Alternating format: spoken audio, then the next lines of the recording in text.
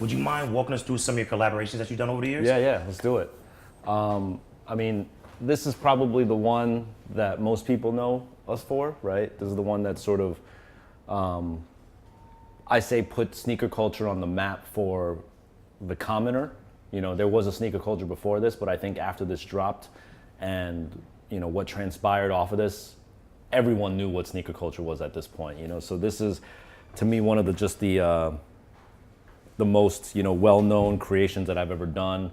I'm amazed at the sort of history that it's been able to stand the test of time, and it keeps going. Like, it's been 10 years now and people still talk about it, want to do stories on it, and you know, it just got inducted into the Brooklyn Museum this month for the sneaker exhibition.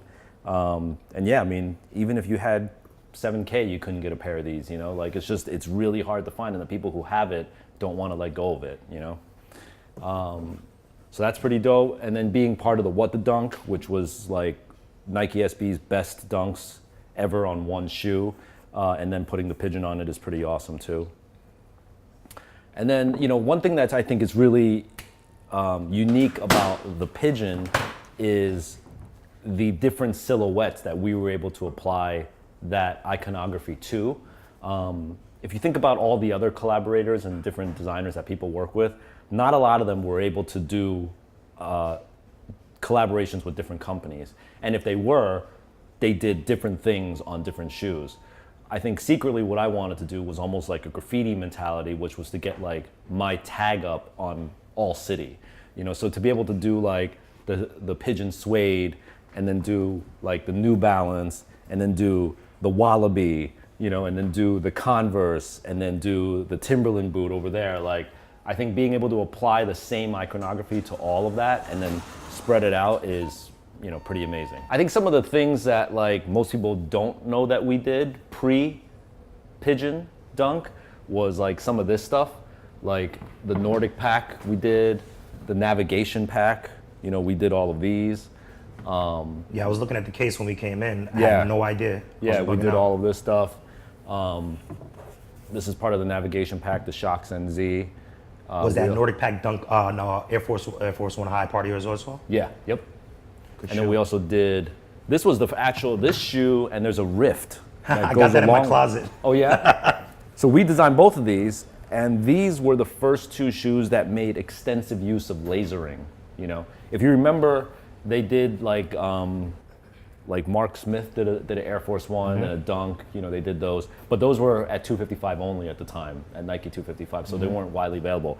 This and the navigation pack were the first widely available lasered shoes. And they asked us to do all the artwork and all the design on it. So that was pretty dope. What else we got here? Oh, I'm really proud of actually being able to work with Clarks. So obviously being able to do the Wallaby is a classic. This is the first time they ever did a two-tone crepe sole, and this is extremely rare. We did two other shoes with Clarks on this. They asked us to reinterpret what the Wallaby would be in the future, so that then we came out with this shoe. This is like our take on like the future of the Wallaby, super lightweight, all aerated. And this is obviously a shoe that I knew when we designed. It was very, very forward, very fast, and like not everyone can pull this off. So then we did a mid version of it, which is this, that is taking inspiration from that and the Wallaby and putting it together and making it much more wearable. You know what I mean? So this is like an everyday shoe that I could rock all the time. So pretty proud of that one. What else we got? This is probably something people don't know. Here's a little tidbit. Like, we actually were doing a lot of design work for Timberland for a while. So not only did we do our own Timberland, but we actually did like the RZA Timberland, which is like the Wu-Tang Timberland, Chinese New Year Timberland. And little known sneaker history lore, the first Supreme Timberland was our project that we linked Timberland and Supreme together to do that. This is the Dominican Day Parade Timberland. The Easter Day Timberland. So yeah, we did a lot of these. Do you being from Tokyo, I mean like going to Tokyo, do you know what Silux is? No, not familiar with Silux was the Louis Vuitton members only store. So it was a store called Celux that was at the top floor of the LVMH store on Omotesando. It was members only. You had to earn a certain amount of income to be part of this, and you had to spend a certain amount on LV product every year to maintain your membership. But they did the illest shit for their members. And one of the things, we were a consultant for them, and one of the things they asked us to do was to see if we could do a Nike with Celux. So we did this all white patent leather Air Force One with the Celux logo embroidered on the back. And this was for the members only. So this is like ridiculously rare. How is that shoe not piss yellow by now? I know, right? It's pretty good. It held up. Yeah. Yeah. But yeah, I think that's good. I didn't know you did this is the backpacks riff. either. This is the riff. What'd you say? I didn't know you guys did backpacks also. I was looking through the case while we were waiting for Yeah, you. that's just the one-off that we did. What's that Dunk Glow SB at the top? It's not even a This Dunk. one? Yeah, what is that? Oh. Never seen that. Yeah, this is super rare.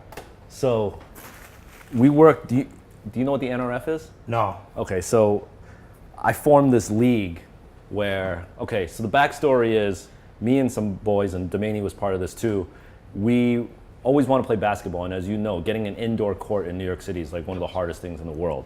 So I was close with Nike, and I was like, listen, me and like a bunch of people that are all somewhat influential in their own field of like whether they're designers or journalists or writers or photographers, videographers, all these different people, we all want to play ball, and we don't have a place to play ball.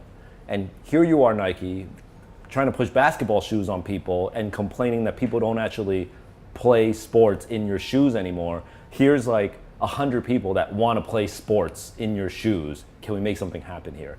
And they're like, yeah, let's do something. So I created this league called the Nike Recess Federation because it would be an after work program where these people would come together. Only 100 people were allowed in the club.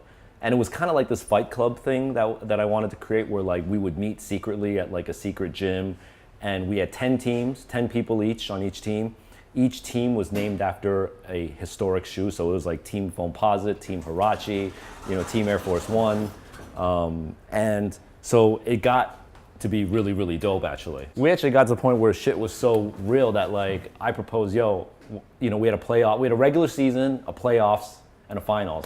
And I was like, I think we should play the finals on Madison Square Garden, and they're like, all right, we can make that happen. Get the hell out of here. You did not make that happen. Yeah, so we played the finals on MSG, and Please tell me somebody recorded that. oh yeah, I'm sure there's footage of that. Yeah, so the trophy for winning the NRF was this shoe, which was all basketball material leather, NRF embroidered on the side for you and your team, the winning team in your size. So this is like a 1 of 10.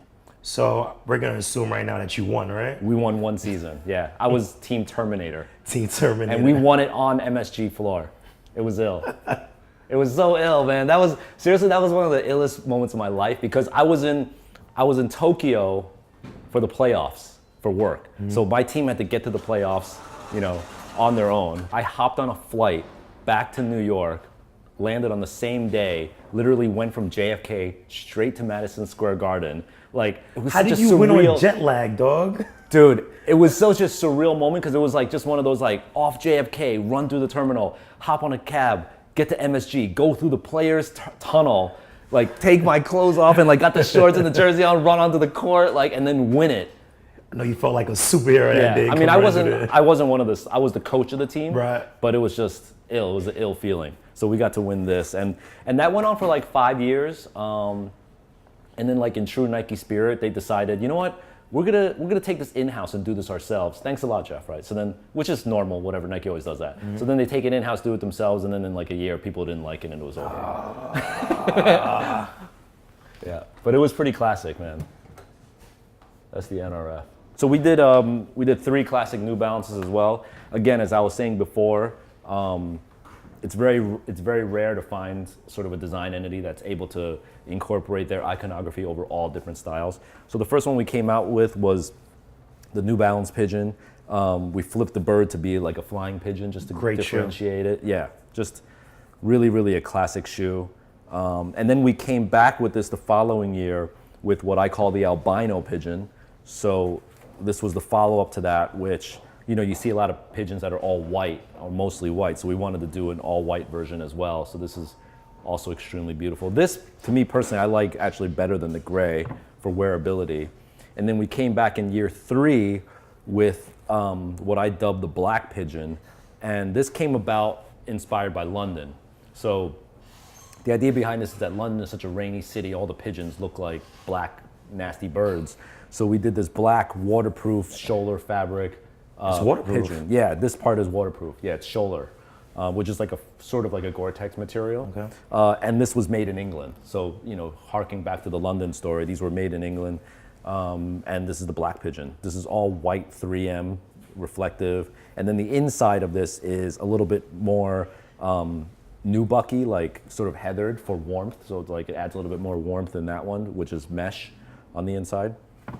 So yeah, so this is the nice little triumvirate of the pigeon family for New Balance. So, question, being a sneakerhead, right? Yeah. How many doubles do you got of this in your closet right now? Not really. On ice, really? Yeah, I'm not a one to rock and one to stock. I wear all my kicks. So like for instance with the pigeons, this is the one that I own, that I wear, that I have played basketball in, and the other side of this is now sitting at the Brooklyn Museum. Like that's the only pair I have. So I don't really have like inventory of shoes. I mean, I have a lot of shoes, but I don't have triples and quadruples of shit. Copy. Yeah. I've never really resold shoes even. Like I very rarely, if a friend comes and wants to buy one, I'll do that, but I don't like have an eBay account selling shoes or anything.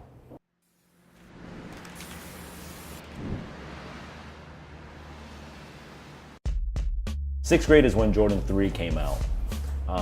And even, I mean, I was buying the Jordan 1s, and even before that I was buying the Bo Jacksons and the McEnroe trainers, the Revolutions. I mean, I had one guy offer me like 100, you know what I mean, for like everything I own. And I was just like, wow, that's nice. But, and it's a nice number, but I don't know. I mean, I just can't